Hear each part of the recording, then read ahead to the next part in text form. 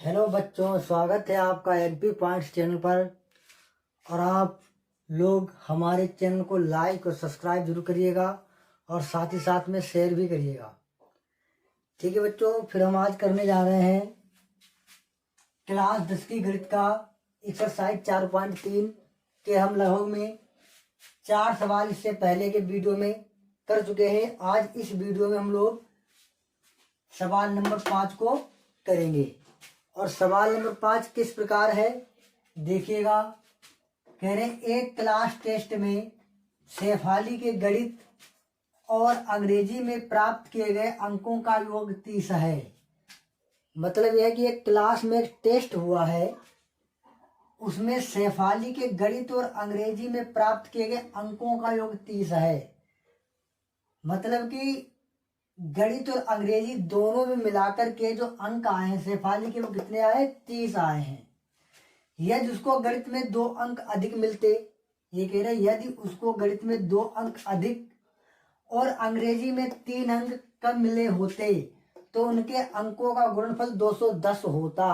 अब ये कहते हैं कि अगर उसको गणित में 2 अंक अधिक मिलते और अंग्रेजी में 3 अंक कम मिलते तो उनके अंकों का गुणनफल कितना हो जाता? 210 होता। तो उसके द्वारा दोनों विषयों में, दोनों विषयों में प्राप्त किए गए अंकों को ज्ञात कीजिए। हिंदी में दोनों विषय में उसके अंक को ज्ञात करना है। तो ध्यान देखिएगा।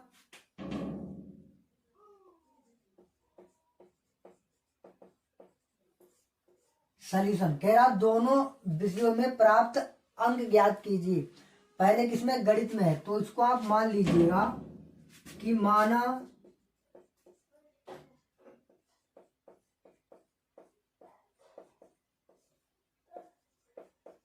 शेफाली को गणित में अंक मिले बराबर यक्स। मान लीजिए केवल कि माना शेफाली को गणित में अंक मिले बराबर यक्स, तब शेफाली को अंग्रेजी में मिले अंक बराबर कितने हो जाएंगे बेटा? कुल तो उसे 30 ही मिले गणित और अंग्रेजी मिला करके। तो मान लिया कि शेफाली को गणित में अंक मिले यक्स, तो अंग्रेजी में अंक हो जाएंगे उसके बेटा 30 माइनस का यक्स अंक। क्यों? अगर हम आपसे कह दें, थोड़ी देर के लिए आप मान लीजिएगा कि अगर हम आपसे कह दें कि आप मतलब शेफाली को गणित और अंग्रेजी में कुल मिलाकर के अंक उसे 30 प्राप्त हुए हैं। अगर हम आपसे कह दें कि उसको गणित में अंक प्राप्त हुए हैं 10, तो फिर पक्का निश्चित पता लग जाएगा कि अंग्रेजी में कितने मिले, क्योंकि कुल तो 30 ही मिले हैं। अगर गणित में उसको 10 मिले हैं तो अंग्रेजी में कितने बचे? 20। लेकिन 20 कहाँ से आए? जब तुमने गणित वाले अंकों को, मतलब जब आपने 30 से 10 को माइनस किया तभी तो 20 बचा। वैसे भी अगर आपको कहीं पर भी योग वाला सवाल दिया जाए तो पहली संख्या मानी जाती है यक्स, दूसरी संख्या जो होती है वो योग में से माइनस कर देते हैं, हमें दूसरी संख्या प्राप्त हो जाती है। आपको समझ में आ रहा होगा। तो गणित में अंक मान लिया हमने यक्स, तब शेफाली को अंग्रेजी में अंक मिले कितने? 30 माइनस का यक्स। अब इनकी शर्तानुसार, इनकी शर्त क्या कह रही है? शर्तानुसार कह रहे हैं कि यदि उसको गणित में 2 अंक अधिक मिलते, तो यहां पर लिखोगे तुम यदि गणित में 2 अंक अधिक मिलते तो अंक, अगर गणित में 2 अंक अधिक मिलते तब कितने हो जाते? भाई गणित में यक्स मिले हैं, अगर 2 अधिक मिलते तो यक्स में 2 जोड़ दो, तब आप मान चलिएगा इतने अंक हो जाएंगे। समझ रहे? अगर 2 अंक अधिक मिलते गणित में तो मान लीजिएगा अगर यक्स मिलते, अगर 2 अधिक मिलते तो यक्स प्लस 2 अंक हो जाते। फिर कह रहे और अंग्रेजी में 3 अंक कम मिलते। अगर अंग्रेजी में 3 अंक कम मिलते तो यहां लिखिएगा यदि अंग्रेजी में 3 अंक कम मिलते तो अंक, मान लीजिए अगर अंग्रेजी में 3 अंक कम मिलते तो कितने होते? अभी तो यहाँ पर 30 माइनस एक्स थे, अगर 3 कम मिलते तो 3 माइनस कर देंगे तो इतने अंक मिलते। इसको हल करेंगे सही करके, तो 30 से 3 जाए कितने बचे बेटा? 27 बचेंगे, और माइनस का एक्स बचेगा। समझे नहीं समझ रहे भाई? 30 से 3 जाए कितना बचेगा? 27 बचेगा, और माइनस का एक्स, तो इतने अंक मिलते उसको अगर 3 अंक कम मिलते तब। इतनी बात बताइए समझ में आई कि नहीं आई? अब कहता है तो उनके अंकों का गुणनफल 210 होता। कब 210 होता? जब अगर गणित में 2 अंक अधिक मिलते और अंग्रेजी में 3 अंक कम मिलते, तब उनके अंकों का गुणनफल 210 होता। तो ठीक है, तो कम हमने कर दिया तो कितना, यानी x + 2। ये तो 2 अधिक मिले, और जब कम मिले तो 27 माइनस एक्स, तो कितना हो जाएगा गुणनफल? 210। ये हो गया शर्तानुसार। समझे नहीं समझ रहे? उनका गुणनफल कह रहा 210 होता तब, तो x + 2 और 27 माइनस एक्स का गुणनफल कितना है? 210। इतनी बात समझ आई नहीं समझ आई? हम फिर से रिपीट कर रहे हैं सवाल को। ये कह रहे हैं कि यदि उसको गणित में 2 अंक अधिक मिलते, तो हमने मान लिया कि अगर 2 अंक अधिक होते तो कितने हो जाते? x + 2 हो जाते भाई, 2 जोड़ दिया हमने।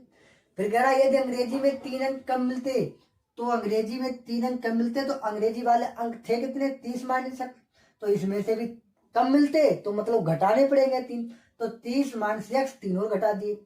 अब 30 से 3 क्योंकि 30 प्लस का है 3 माइनस का है, 30 से 3 जाएगा 27 बचेगा, माइनस का x हो जाएगा। अंक अगर 3 अंक कम मिलते तो इतने अंक मिलते। अब कहता है कम मिलते तब उनका गुणनफल होता 210, तो ठीक है, तो इसका गुणनफल है कितना? 210, तो बराबर इसका गुणनफल 210। अगर यहीं पर कहता कि योगफल है तो बीच में प्लस लगाते, लेकिन उसने कहा है कि उसका गुणनफल है 210, तो इसका गुणनफल हो गया 210। इसको हल कर देंगे, आंसर आ जाएगा। कैसे? पहले x × 27 से करेंगे, 27x, फिर x यहाँ प्लस है या माइनस, प्लस और माइनस, फिर x की x से करेंगे तो x² हो जाएगा, फिर 2 की करेंगे 27 से, तो 27 दूना हो जाएगा 54, 54 हो गया।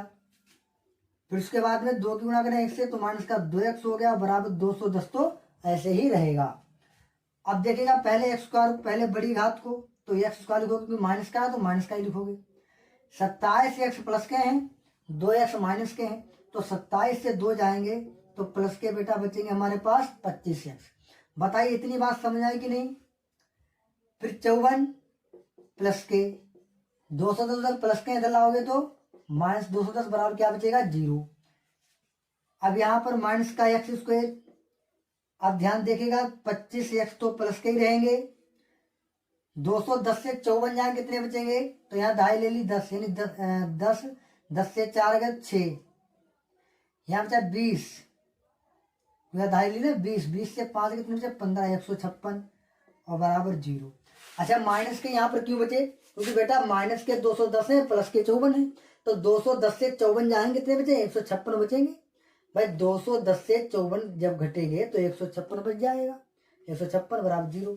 लेकिन हम लोगों को बात पता है कि पहले माइनस नहीं होना चाहिए, तो क्या काम कर देंगे इसमें? हम माइनस से कर देंगे इसमें भाग। तो जब माइनस से भाग करोगे, यानी लिख दो चाहे माइनस से क्या करने पर बेटा? भाग करने पर, माइनस से इसमें भाग कर देंगे। तो देखिएगा जब आप माइनस से भाग करेंगे तो माइनस से भाग करने का तरीका होता है, जहां प्लस होता है वहां माइनस हो जाता है, जहां माइनस होता है वहां प्लस हो जाता है। तो यहां पर तो माइनस है, तो यहां पर तो बेटा प्लस हो गया। ये 25x प्लस के थे, तो यहां पर तो ये माइनस का हो गया। ये माइनस के थे तो प्लस के 156 हो गए, और बराबर क्या बचा? 0। अब हम लोग क्या काम करेंगे? 156 के ऐसे फैक्टर बनाएंगे ताकि हमारा कितना आ जाए? ताकि हमारा 25 बच जाए।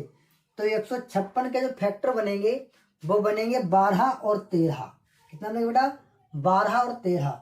आप देख लीजिएगा 12 और 13 ही बनेंगे, तो यानी कि x² माइनस का 12x माइनस का 13x, फिर प्लस के यहाँ लिखेंगे 156 बराबर 0। इतनी बात बेटा समझ में आ रही कि नहीं समझ में आ रही है? बिल्कुल ही समझ में आ रही होगी। अब ये 2 और 2 आप कॉमन लेकर के बना लीजिए। इससे पहले आप एक बात समझ लीजिएगा, यहां पर -12 -13 आया कैसे? ये आप यहां पर इतना रफ्कार कर रहे हैं हम, ठीक, इसको देख लीजिएगा। इसका मतलब ये होता है 156 को आप ऐसे काटिए, 2 से काटिएगा, 2 सत्ते 14, 2 अट्ठे 16, फिर 2 से काट दो, 2 तिया 6, बचा 1 तो 18, 2 ने 18, 3 से कटेगा, 3 एकम 3, 3 तिया 9। अब 13 किसी भी संख्या नहीं कटा, 13 एकम 13। अब ध्यान देखिएगा, 2 दूनी 4, 4 तिया 12, कितना हो गया देखो, 2 दूनी 4, 4 तिया 12, यानी 12 और गुणे 13 और 13 बचा। अगर 12 की 13 से गुणा कर दे रहे हैं तो हमें 156 प्राप्त हो जाता है। कितना प्राप्त हो जाता है बेटा? 156 प्राप्त हो जाता है। यहाँ पर गलत लिख दिया गया, 156 होना चाहिए। आप कितना हो चाहिए? 156,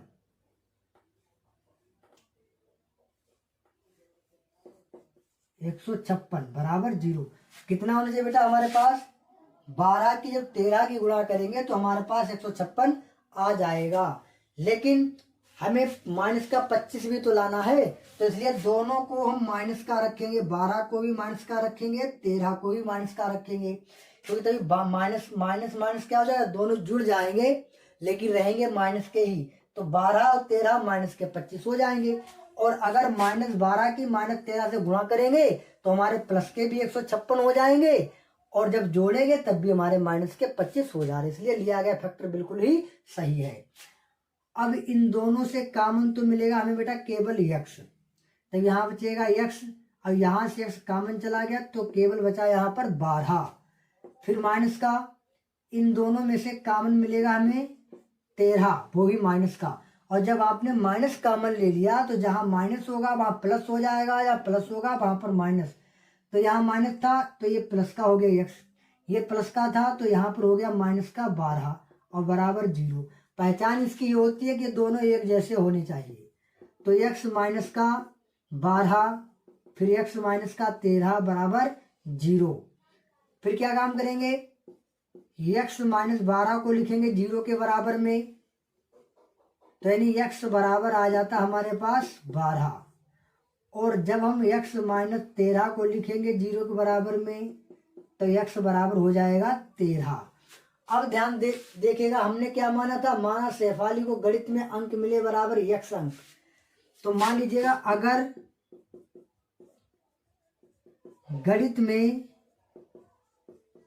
अंक बराबर अगर 12 है, ध्यान देखिएगा, अगर गणित में अंक मिले हैं 12 तो देखिए फिर अंग्रेजी में कितने हो जाएंगे,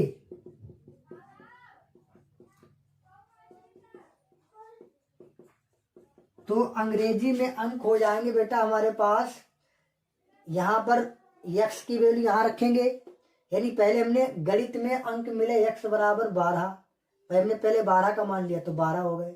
तो अंग्रेजी में कितने हो जाएंगे, यहाँ पर 12 रखोगे और 30 से जब आप 12 घटाओगे तो कितने बचेंगे, 14, तो बराबर हो जाएगा 14।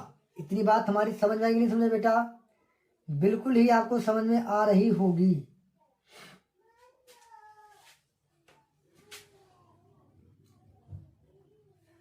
चौदह नहीं 18 होंगे घटाने पर, कितने बेटा 18, क्योंकि 12 18 30 होंगे। ये तो था हमारा मान किसके लिए, x बराबर 12 के लिए। अगर x बराबर 12 लेते हैं तो मान लीजिएगा कि अंक अगर 12 मिले गणित में तो अंग्रेजी में कितने होंगे, तो x का मान आपने 12 लिया तो पहले x का मान यहाँ रखेंगे तो 12 आ गया गणित का अंक, फिर अंग्रेजी वाले में यहाँ पर रखेंगे 12, तो 30 से 12 कितने बचेंगे, 18 अंक बचेंगे। अगर मान लिया हमने 13, हमारा दूसरा आंसर 13 भी तो आया है, तो अगर हमने मान लिया कि गणित में अंक मिले बराबर 13, तब अंग्रेजी में कितने हो जाएंगे, तब अंग्रेजी में अंक हो जाएंगे, यहाँ पर रखोगे 13 तब तो 13 हो गया, यहाँ पर 13 रखोगे तो 30 से 13 जाएंगे तो बचेंगे 17, तो 17 अंक। ठीक है बेटा, ये हमारा सवाल लग गया है। तो ठीक है, मिलते हैं अगले वीडियो में, तब तक के लिए जय हिंद जय भारत।